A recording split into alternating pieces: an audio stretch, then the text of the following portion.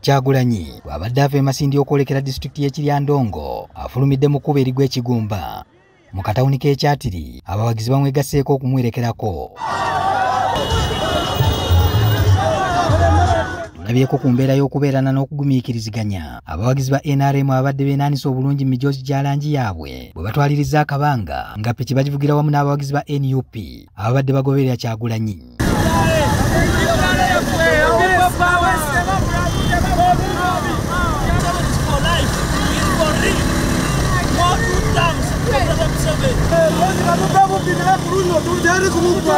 Kino oba olyawo kyoleka engeri abantu gye bagenze nga bakula mu birowoozo okukimanya nti okuwagira omuntu omulala n'okwawukanya endowooza si musango. Kyagulanyi ayise mu ttawuni y'e Kiryandongo ab'omu ddwaliro nabo ne bavaayo balingiza ekiri ebweru era tukakasa n'abamu ku balwadde abalina mu kulungubanguba bavuddeyo. Kyokka bw'ayisiza e Kiryandongo abamu ku bawagizi babadde batambulira ku boodabooda batuuse ku kaala akayitibwa Dyang. Poliisi n'ekiika kabangalizaayo bbiri mu kkubo n'eyagala ebakomyawo.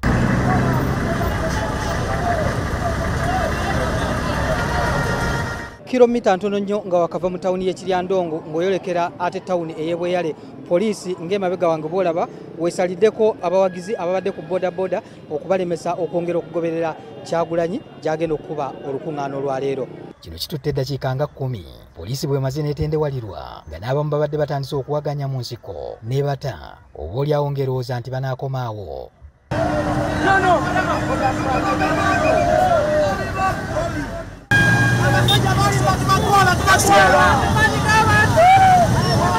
Mu bbanga ttono nnyo babadde malusu na ddookooli n'emmotoka ezitambulira ku Kyagulanyi era bayingidde Bweyale nga bali Butoola.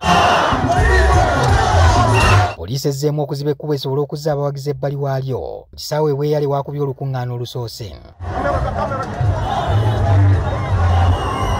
Akulembeza kyakufuula batuuze bakama baabo be bawadde obuyinza okubakulembera. In the new Uganda, we want to bring servant leadership where politicians are the servants and the voters are the masters. But you can do that when you vote away somebody who thinks he's a king. Museveni wants to become a king on a land that does not belong to his grandfather. Ayagala n'okukyusa ssemateeka obutaba mukulembeze bbeetu okufuga emyaka gy'ayagadde. Kama 40 banange njagala babulira tewaliwo pulezidenti mulala agenda kuddamu kutufuga myaka 40. Tewaliwo pulezidenti mulala agenda kutuuka kingi wano. Olutalo lwalwana agamba aluzimbira ku bavubuka enkyukakyuka ayagala abavubuka bagitambulize ku mutimbagano.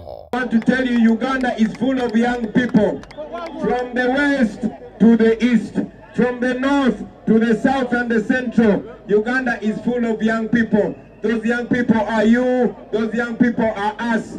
We have a chance to put right what our parents did not put right.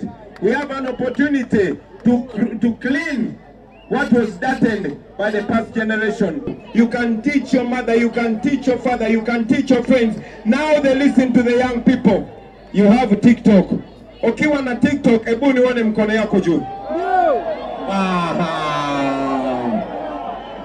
Mukozese TikTok yamwe. Use your TikTok. Send that message. Let people understand that we are not only angry young people. We are smart young people. We are informed young people. We are educated young people. Bw'avudde mu Kiryandongo ayolekedde disitulikiti ya Patch. Eno okusala ku lugendo asazeewo okuyitira ku mwalo gw'e Masindi n'abawagizi be. Tugenze okutuuka ku mwalo guno ng'ekidyeri ekimu kimaze ebbanga nga tekyakola emmemme n'etandika okutunduga abamu ku bawagizi be. Yatambuzawo ebigere ku mazzi nga Yesu yatambulira ku mazzi naffe tugenda tambulirawo ku magere ku mazzi bampita ppiripiri. Tulinze feri okuva sayidi zeri era twagala mwagaliza olugendo lulungi. Twagala tufuna amafuta tusale tunaffe tugende Boboini wagenda wenyini wagenda okolera wagenda okubeera eno mu maaso naye obuzibu piki yaffe eweddemu amafuta. Tujja kuyiiya tukyanoonya amakulu gonna kulaba tufunye mafuta. Ekidyeri ekiriwo kigenza okutuuka nga kitwala emmotoka 8 zokka n'abantu 50. N'obwetanga yita madaala kino kyekidyeri wekiba kyekino inshuwarensi yange tekkiriza eri bagambe kitwala emmotoka 10 naye ebiri ebisinga mu nsinga ezimaze ezakubuzibwako abazungu nga gavumenti emaze mbuyinza emyaka 4 kino ekiri kyali badde kitwala emmotoka 5. Kino kitegeeza babadde balina kusalira mu mpalo. Wakati mwa batadeko mukaza police esukka mu 6 bogaleke mukulembeze ofisi abasinga tebaga tugendereko. Kyagulanyi mu luwalo olusoose mwatambulidde atejjukira bw'oba ku Kidyeri ekidduka mw'otambulira okivaamu. Ngamba bannange Katonda nyamba mukuteko mu ngalo mpulidde bulungi. Abamu ku bawagizi abasigalidde eby'okgumiikiriza Ekidyeri okudda babiganye ne batambulira ku kaata akatono aka yingini. Kyagulanyi bw'abadde ku Kidyeri agenza anyumya n'omumyuka we atwala obukiikakkono bwa Uganda ne bannamawulire. Kapiteeni olugobezza Ekidyeri bw'akivuddeko n'anywegera ettaka era tusigadde twebuuza amakulu. Asanze waliwo abamulindiridde lutuuse mu Akokolo ne tubaako amaka Kyagulanyi wayingidde gye tutakkiriziddwa. Kyokka mu kuva mu maka gano Kyagulanyi yagendedde mu kidduka kye akomeddewo mu mmotoka eno enzirugavu era tugenze okwetegereza ng'alimu ne pulezidenti wa UPC Jim Akena. Akena akulembedde Kyagulanyi n'amutwala mpola ng'ebigere bigenda byesooza mu Pasikalamu era nga bwamusuulayo obugambo ekiwummulo ku malaala awaaganzikibwa kitaawe era eyaliko pulezidenti wa Uganda Apollo Milton Obote. Kyagulanyi asaba okuludda ebendera ya Uganda n'agiganzika ku malaalo gano.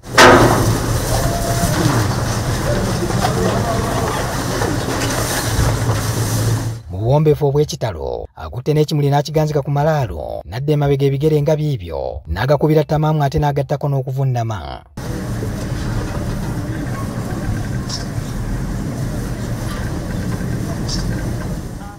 Aliko n'entaana ey'okubiri gy'amulaze. Kyagulanyi asiimye Akena olw'ekikolwa ky'akoze. Thank you for this gesture, friendship, solidarity. We are honored to have this in our generation. We hope it's going to communicate to our generation. To heal the wounds, to bond together, to have that brotherhood, enjoy it, and make our lives fulfillment of the dreams of our fathers. Ne Jim Akena mu kusuulayo Kyagulanyi akagambo amutegeezezza nti naye alwana kudda mu lwokaano n'asaba Kyagulanyi nti bw'aba alina obwogerero amuyambe. Baawukanye buli omu asuubizza munne okulwanira awamu. Pray that I may get back on the journey. Absolutely. I am fighting to be back in the race. If you have anywhere you can also put a word in for me, please. Absolutely. I have not given up. I have matters to raise. We need to put issues which will help all of Ugandans. So we should have that openness and see how that will happen. Keep up the fight whenever I can, whenever we can, we shall add a voice. Thank you. Ekikola kya Kyagulanyi okukyalako awaaganzikibwa ebisigalira bya Apollo Milton Obote eyaliko pulezidenti wa Uganda ab'omu apaaki be tusobodde okwogerako nabo abatonotono bakyogerako bwe bati. On their own issues and paying a visit to the late's tomb is not a crime, but culturally here, somebody who has a friend is just free to go and visit or pay respect to somebody who has died. But their issues, they could be knowing their own issues. That shows a form of unity and a form of peace in Uganda, because we want to maintain peace and we want a president who can unite people of all the tribes to be united. That is all we want. Apollo Milton Obote yakulembera Uganda emirundi ebiri, ogusooka mu 1966 okutuusa mu 1971, ogwokubiri 1980 okutuusa mu 1985. Yafa nga 10 Oktoba mu 2005.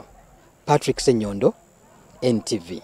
Telling you these stories, I want to show you that the hate that they planned in our generation was planned for us.